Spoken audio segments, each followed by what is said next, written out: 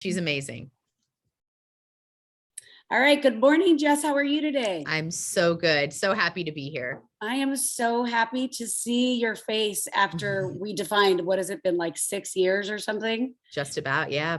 Yeah, this is a true testament to the power of connection and community and not being afraid to ask somebody for an opportunity, right? Absolutely. Yeah. So, ladies and gentlemen, I'm so excited to be joined by Jess Weiner today.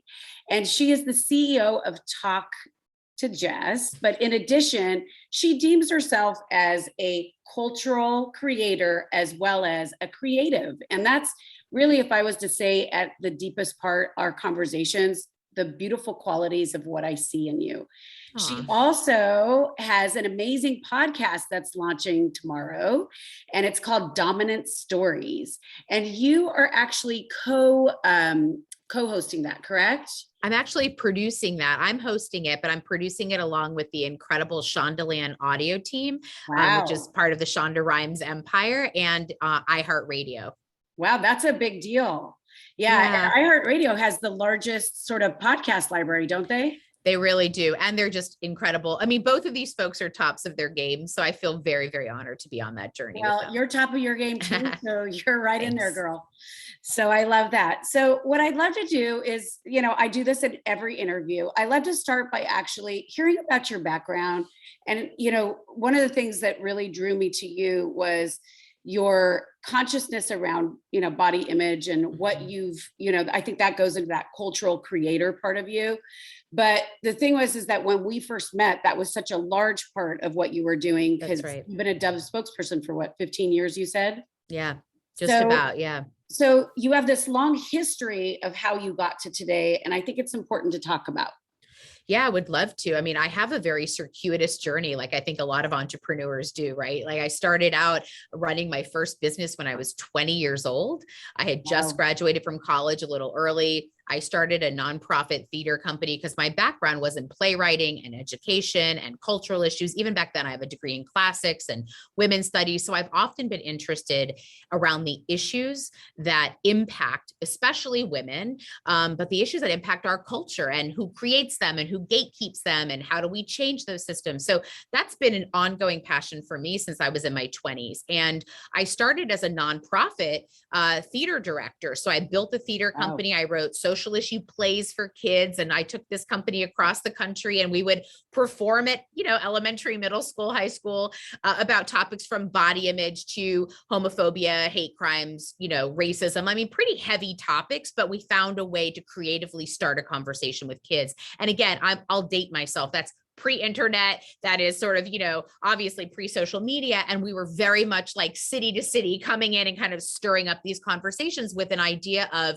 driving people to action. So that's been a part of my DNA, my whole life. I don't know that was even very intentional, to be honest with you. It was just part of who I was as a young creator and a young activist, and found my calling in creating these conversations. And then over my 26-year career as an entrepreneur, I've grown and changed along the way. So I sold that theater company and came out to California and Los Angeles in particular, and was looking for a way to break into television and a way to grow my audience and expand what I had learned on the road with kids into a mainstream platform.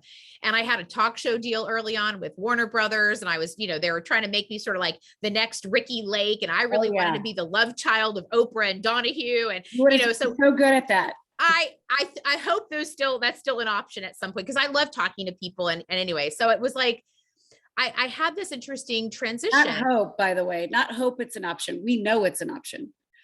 All right. I'll borrow that language 100%. Yeah. And I think what shifted for me when I got out here was the system of entertainment and the system of marketing and advertising, and understanding as I was growing in my career, how important it was to understand the financials of what makes our content run, especially, back then. So I started, while I was in development for a talk show, I started writing. I became an editor at 17 magazine. I wrote about body image there. So to your point, body image in particular, because that was a lived experience for me, and it was something I was, been writing about since I was a young person, was kind of the topic that opened the doors for me. But, like all really complex, nuanced issues, body image had so many layers to it, right? There was intersectionality around race and gender and sexual orientation and socioeconomic status. So as my education grew, I started to really find ways that I could apply my knowledge and my creativity to help further the way people are seen, heard, and understood. And that really became my rallying cry, Michelle, as you know, which was like,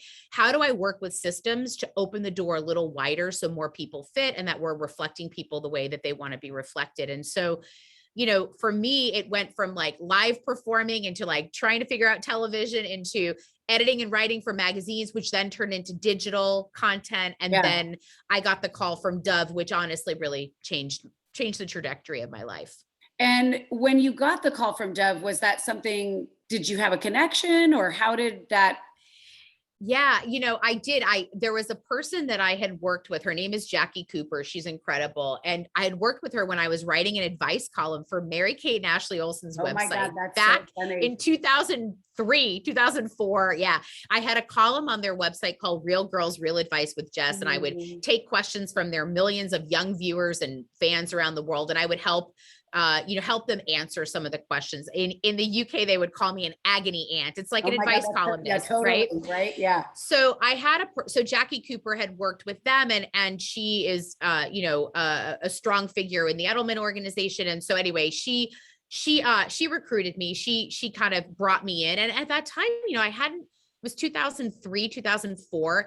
I hadn't worked with brands in a big way before. And I think there was a distrust actually from my activism roots about like, well, what does this company want? And talking about self-esteem, like they're a soap business. And, I had a lot of reaction that I think my audience would have had at the time. And then I had a chance to meet the players who were launching the initial Dove campaign for Real Beauty, found a way to collaborate with them to build content and curriculum for young people, which they hadn't had before around self-esteem, and really honestly found a home and a partnership with Dove and believe to my core that this is built in, and it is built into the DNA of this brand. But back in the day, it was very risky, if you'll recall. Yes. I mean, brands taking a stand on something like self-confidence. You could completely alienate yourself. Absolutely. Or people would discount you and say like, what business do you have here? So it's been a 17-year partnership with them that then opened the door for the next phase of my career, which was consulting more for Fortune 1 and 500 companies. Yeah. So it's so interesting to me because they were ahead of their time. They were very much so at the forefront. I mean, think about it. I personally can't think of another packaged goods company that is going out on a limb like that at all.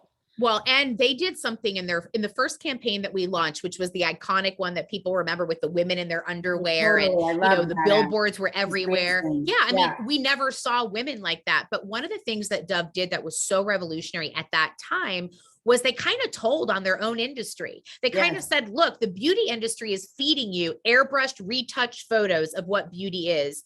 And it's harmful. It's harmful to women's self-esteem. But what our research showed us was that it wasn't just harmful to women, it was harmful to the next generation of girls growing up who were, growing up at that time, early mid 2000s, without the savviness of Photoshop that we do for ourselves now, without the media literacy.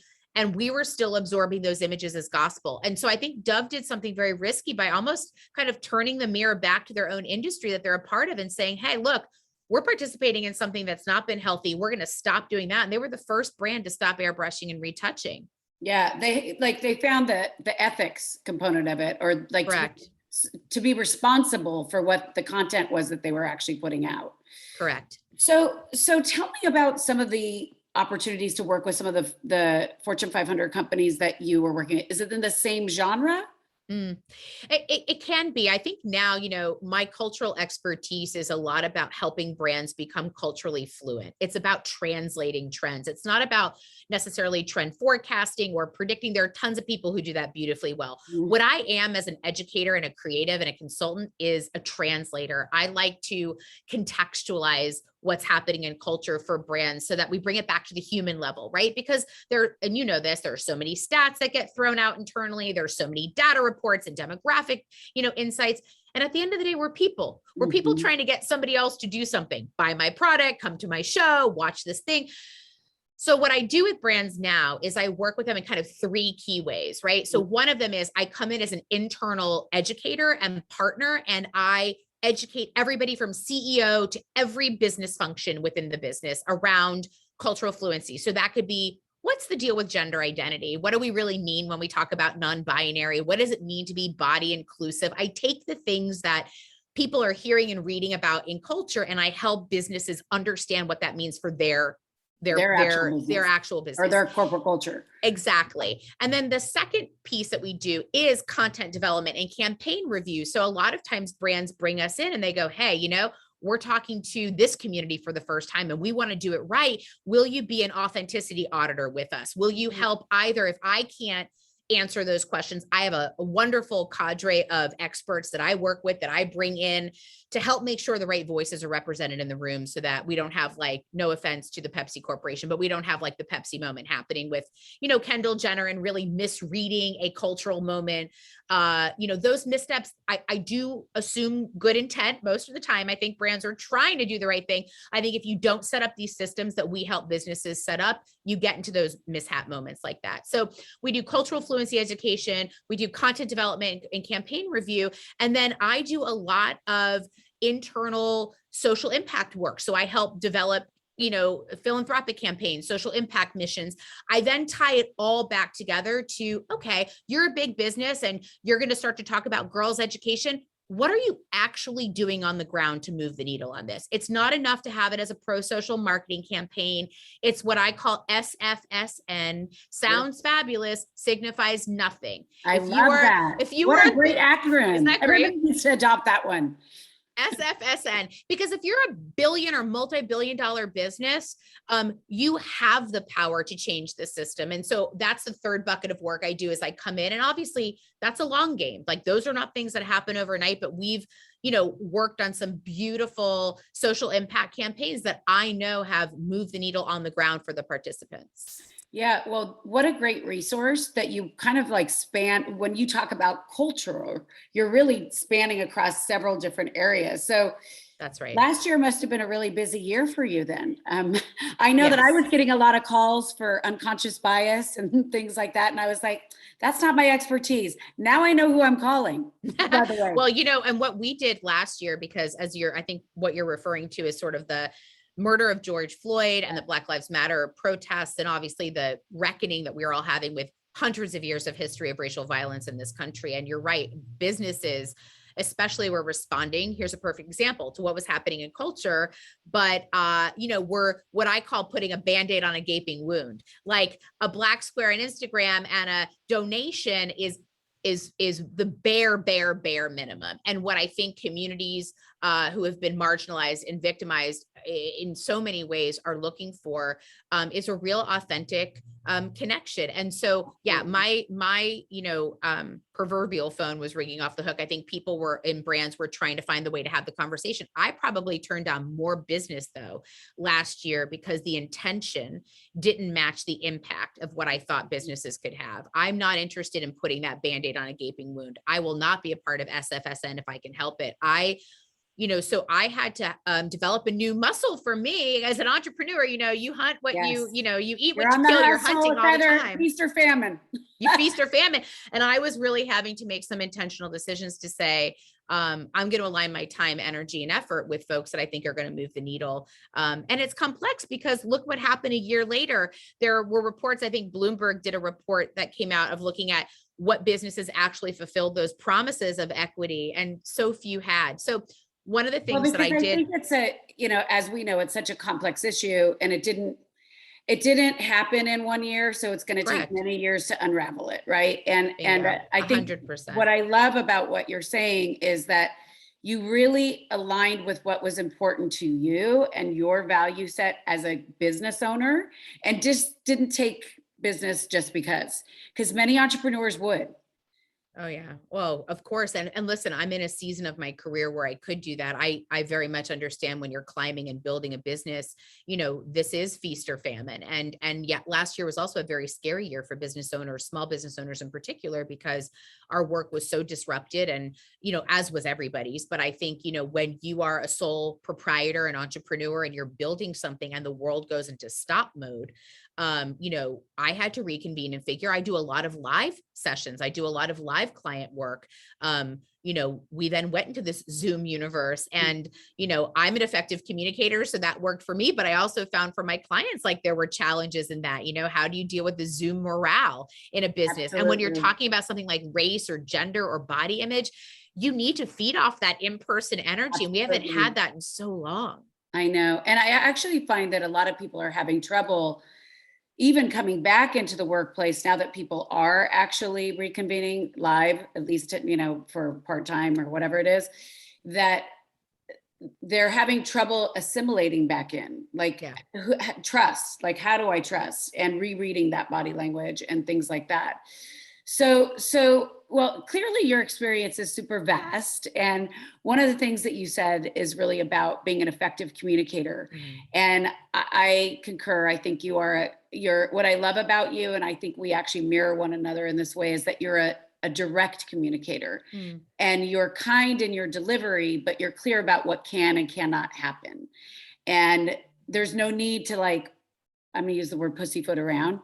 And, when there's not a necessity to do that, whose feelings are we really saving? Who's growing through that process?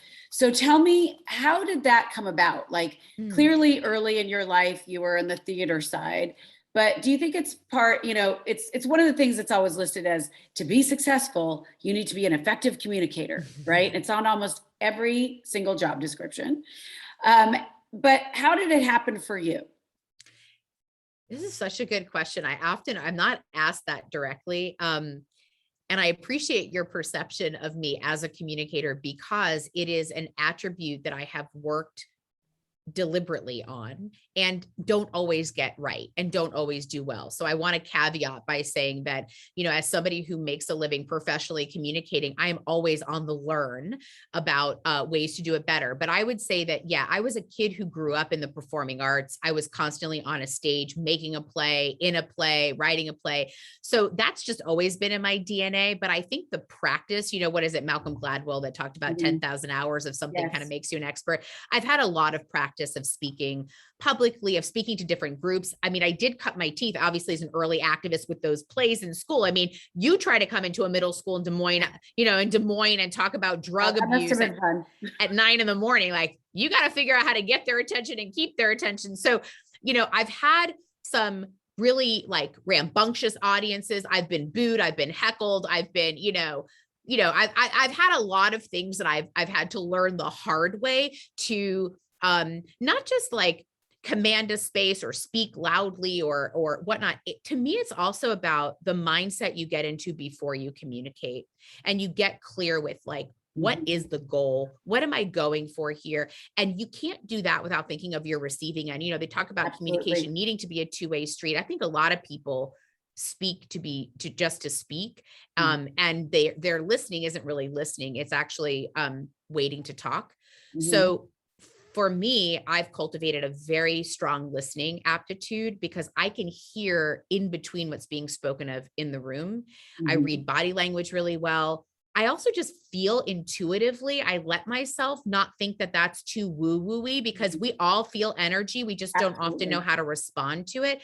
So I can feel energy in the room. And what I think I do well as a communicator is try to hold like a container of space around all the different levels of what's happening in that room, especially if we're talking about intense issues or business imperatives. Like, I have to remember people are coming at that with their own narrative, which is why actually dominant stories is a big thing that I talk about, because I almost can hear dominant stories happening in a room.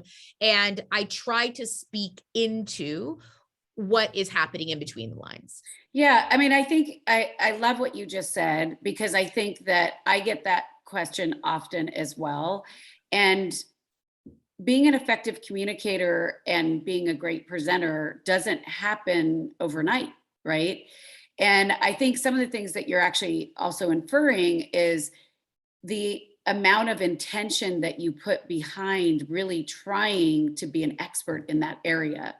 And I really value that. And I mean, it makes for people to want to receive your messaging so much better, but it also makes it for those who you're working with to want to be included in your space. Right. So why you're an amazing facilitator and why people want to work with you is likely because of this quality, right? I also think there's a flexibility I've had to develop working with different audiences over time. And as you know very well, working within a corporate structure, when I was an external participator, when I was an activist and I was looking at a brand or a business and I was boycotting and protesting, which I still think are very effective ways to get people to pay attention. But I have a different kind of knowledge coming from within inside a system now, like activating from within. And you realize that like at the end of the day, there's so much human dynamic that requires you to be flexible and fluid. And there's so much business reality that external consumers don't often get to see, right? We just want a business to do better, to be better. And that's fair. But when you get inside and you go, oh, there's a supply chain issue here, or, oh, there's an education gap over here, or, oh, there's a bully over here in this division who's making people really scared of taking a risk. Like, I think my flexibility as a communicator has come from having to like be fluid inside of a system I didn't set up. Exactly. And flow within the unknown. That's right. Like for whatever's going to show up. I love that. This is good stuff. I love it, Jess. So I do want to touch back on dominant stories because I want to know more about what you're doing. What are you producing? Tell me what dominant stories really means, like deep in your core. Because I know, like I said, everything for you is super intentional. Yeah. So tell me about it. So I might, like many entrepreneurs, got really sucked into hustle culture and overproducing and overperforming because that also is a place of trauma for me. Okay. So I had a dominant story and I call them dominant stories. Basically think about them like this. It's the predominant narrative that runs in your head. So some people's dominant stories sound like, I'm not good enough. I'm not smart enough. I can't do this. I'm an imposter. I don't deserve this. I'm too old to start something new. So if everybody listening right now just took 5 seconds, quieted their mind, heard what came forward, likely you would hear one of your dominant stories, right? I should be doing more. I'm not doing enough. I should be farther along. Shoulds come up a lot in dominant stories. So I obviously had been running my life, with a lot of dominant stories about success. My worth equals my work. I'm only valuable when I'm producing, when I'm more successful, then I'm going to be happy. I mean, think about that, right? So dominant stories are reflected to us in culture, maybe from our families, maybe from our religion, maybe from our friends. Like we get them from all over the place. But what I was interested in, Michelle, was like, my life without him being unexamined was running on a dominant story and it was not making me happy. So I could go and make more money, but I wasn't personally fulfilled and I wasn't feeling on purpose. And so culture would tell me that more is better, but my internal guidance would tell me that less is what I needed, that more time is what I needed, not more dollars in my bank account. And so creating more space for yourself so you could, going back to create.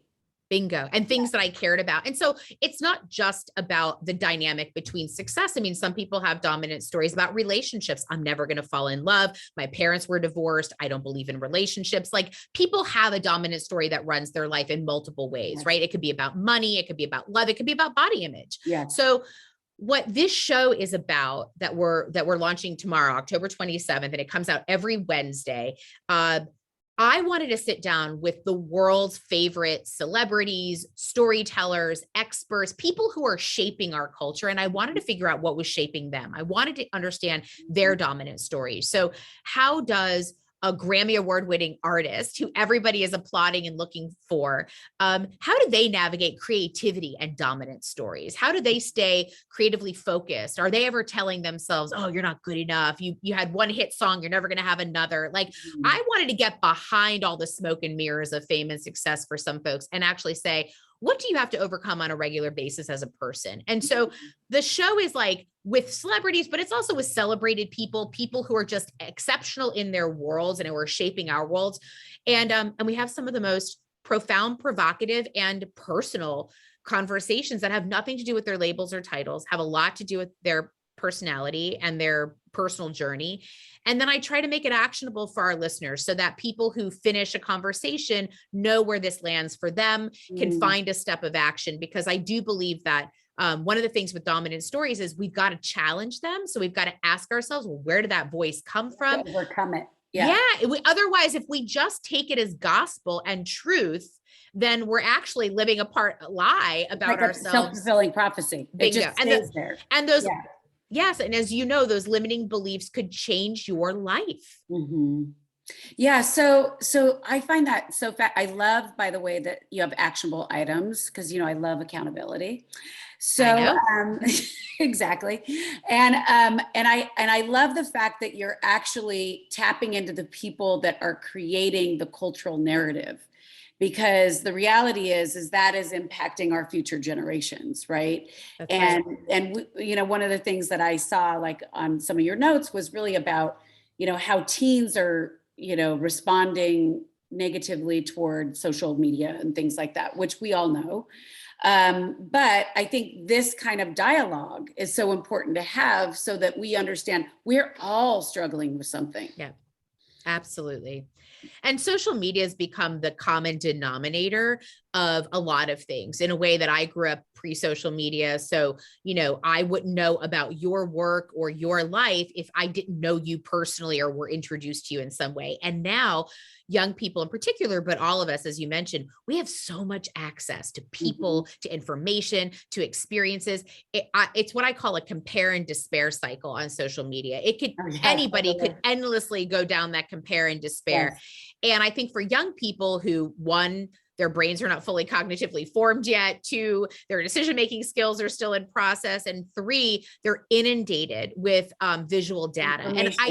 And I know that they're digital natives, so I know that they're used to growing up with it different than we did. However, I think a lot of experts have talked about the fact that because their decision-making skills and discernment have not been fully developed yet, it can be really hard to separate truth from fiction. And it can be really hard to come back to a core belief that you're good, even if your life doesn't look like what you're consuming online. And so I think dominant stories, I have a lot of young people in my classes. So I offer workshops on this as well. I have a free workshop coming up on November 11th for folks if they're interested in dominant stories. It's a quick one. It's 30 minutes. And I walk folks through what they are and how you can start to challenge them. And I have 15 and 16-year-olds who take this workshop, who are at their developmental stages of their life where they're questioning, why they feel bad about themselves. And they have so many more skills now than we did, I think, as teens, to get help and to get resources. So I have a lot of young people, high school, college age, that are in these courses with me.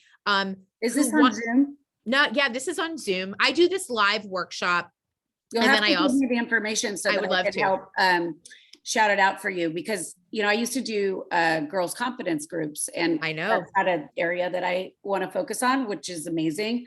It's a hot button for me, so I'm so wonderful that you're focusing on this. I will send you the info. We've got 2 live sessions happening on November 11th that are free, that are quick, and I wanted to make them quick because I think we're all zoomed out, quite frankly. But 2, I think there's just I think there's a technique that I've developed within my classes and that I actually talk about on the show, on the podcast, where it's just a series of questions to ask yourself to recognize what's a dominant story and what's not. And the thing about dominant stories is that they thrive on secrecy and shame.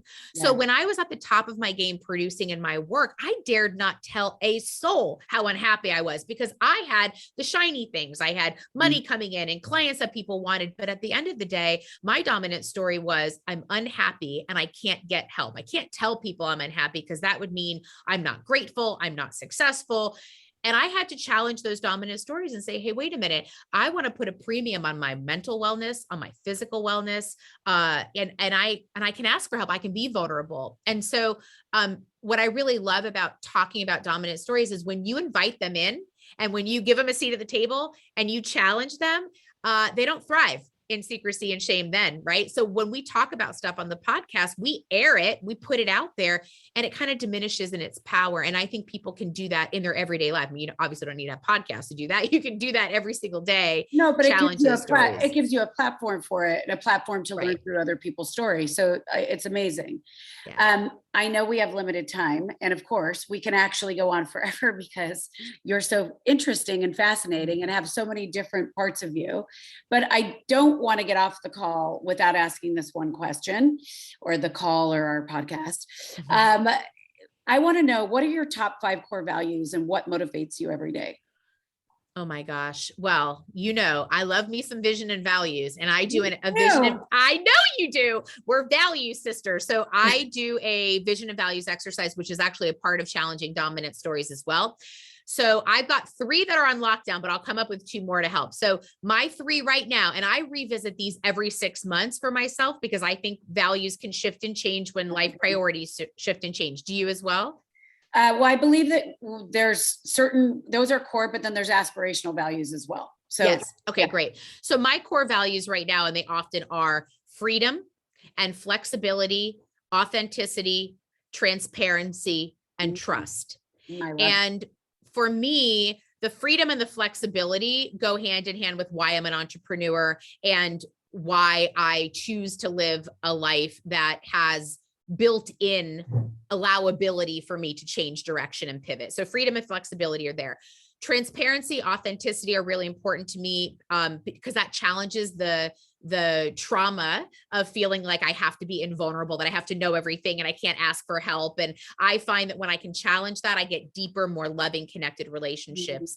And so for me, trust is built with action over time. And so whether that's my friendships, my relationships, my work team, I believe in putting in the effort to build a trustful, loving relationship, because I think from that trust, so many great things can happen. Wow, I love that. And I love how clear you are.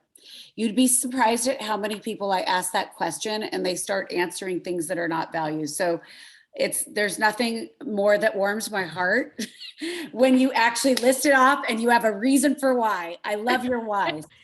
So the thing is that we could talk forever, and I would love to actually have a part 2 if that's possible. Let's do it. I would love that. Podcast is up and running, and there's something specific that you want to actually focus on. We can go back and revisit a lot of the stuff. But I don't like to get off the call without having you tell people anything that you want them to know right in this space right now. So of course, we know your podcast is launching tomorrow, but where can they reach you? Where can they potentially hire you, etc.? Yeah. So everything lives at jessweiner.com. That's WEINER.com. You can listen to the podcast there. You can sign up for a workshop there, and you can talk to me about if you've got a consulting need or if you've got any kind of work collaboration. Everything goes through that site. And but mostly I'd really, really love people to join me for this podcast and this 30-minute course on 11/11, because I think, we're at a time and an inflection point where people are trying to align their lives back to their vision and values. And I can help people do that by challenging their dominant stories. Yeah. And in addition to that, I'd like to say 11/11 is a manifestation day. So I picked that on purpose. That's right. It's not only 11/11, it's at 11 a.m. Eastern and 11 a.m. Pacific, 2 sessions. Oh my gosh. See, there's my manifester. By the way, you're going to die, but look what I have on. Oh, come on. Well, it's meant to be. So hopefully I'll see you there too. It's an 11/11 bracelet. Anyways, thank you all for joining us today. And you will definitely join us for this podcast, but then there will be a future one as well. So we all love Jess, and we're just grateful for her time today. Thank you so much, Jess, for being here. Thank you.